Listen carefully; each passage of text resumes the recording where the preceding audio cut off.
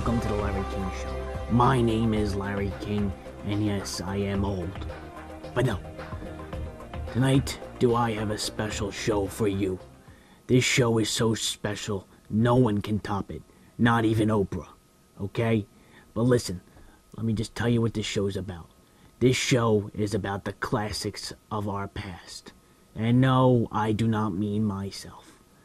But anyway, for those of you at home who have no idea what a classic is, then too bad. Nah, I'm just messing with you. Let me explain. By dictionary definition, a classic is the first or highest quality, class, or rank, and usually serves as a standard, a model, or a guide. Now, there's no better classic to me than The Adventures of Sherlock Holmes, written by Sir Arthur Conan Doyle. So joining us on the show tonight, we will have the ghost of Mr. Doyle himself, followed by the famous detective Sherlock Holmes, and last but not least, the director of the 2009 film titled Sherlock Holmes, Guy Ritchie. So first, let us contact the dead with this cellular device for the soul of Sir Arthur Conan Doyle. So give me a sec while I dial this phone, because I have no idea how to use it. Let's see. 666. Larry, I'm right here.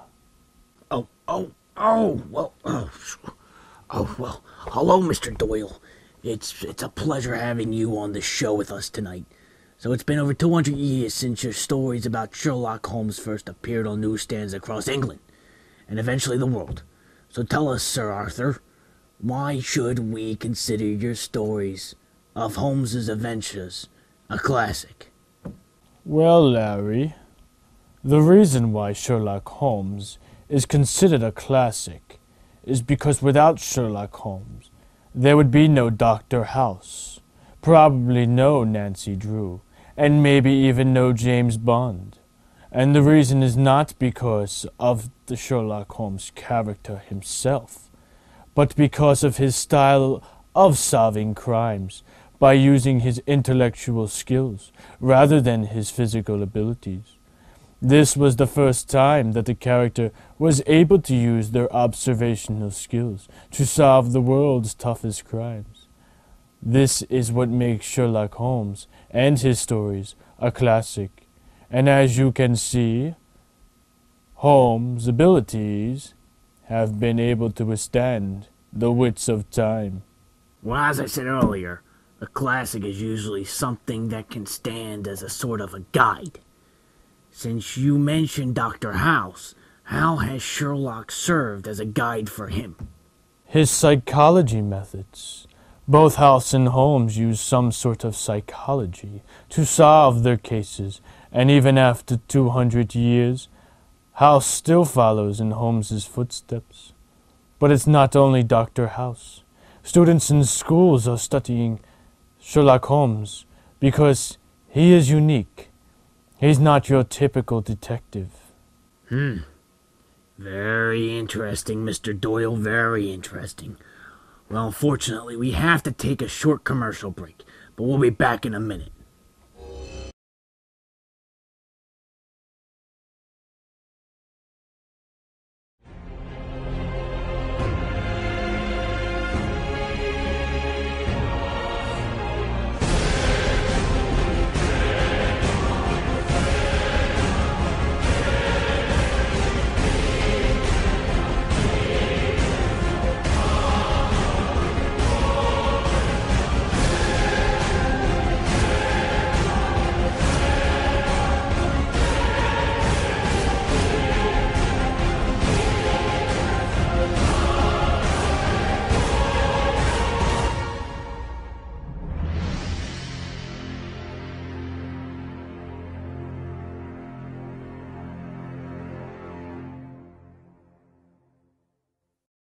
Welcome back to the Larry King Show. In the hot seat now we have the one and only Sherlock Holmes. Thank you, Mr. Holmes, for joining us tonight. Oh, no. Thank you, Larry. So what tough questions you have for me today? Well, let's start off with when you were made. In what year was your cases published? Well, let's think about it now. I believe the year was 1887 when my first story was published. Basically, it was called A Study in Scarlet. However, they continued into the 20th century until 1927, when Sir Arthur Conan Doyle published my final stories in, what was it called again?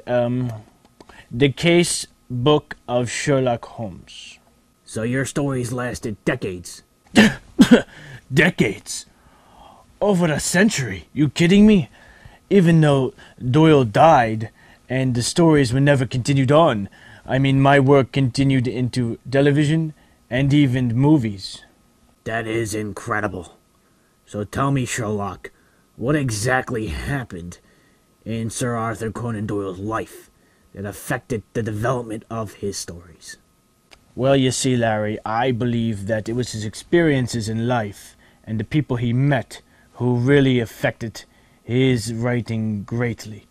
I mean, look at me personally. I am based off a professor he had at Edinburgh Medical School. The guy's name was Dr. Joseph Bell. He could uncover anybody's facts within a minute of examining them. It was incredible.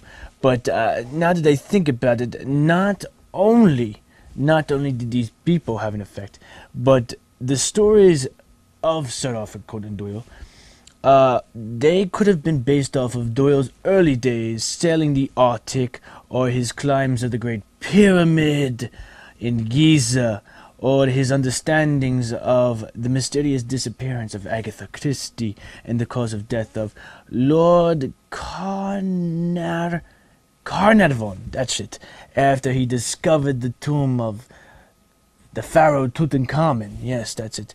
But all these events in his life, I'm sure, it affected his writing greatly. You are one great fictional character. I hope you know that. Well, thank you very much, Larry. You are a wonderful chap yourself. Yes, you are. Well, next up, we have the director of the 2009 film Sherlock Holmes, Guy Ritchie. But first, we'll be back after a quick commercial break. They're getting out of control! Who can we call? Bug Busters!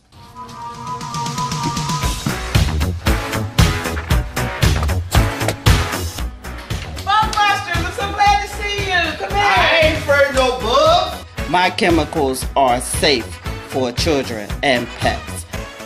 So, if your pets are out of control, call Bug Buster.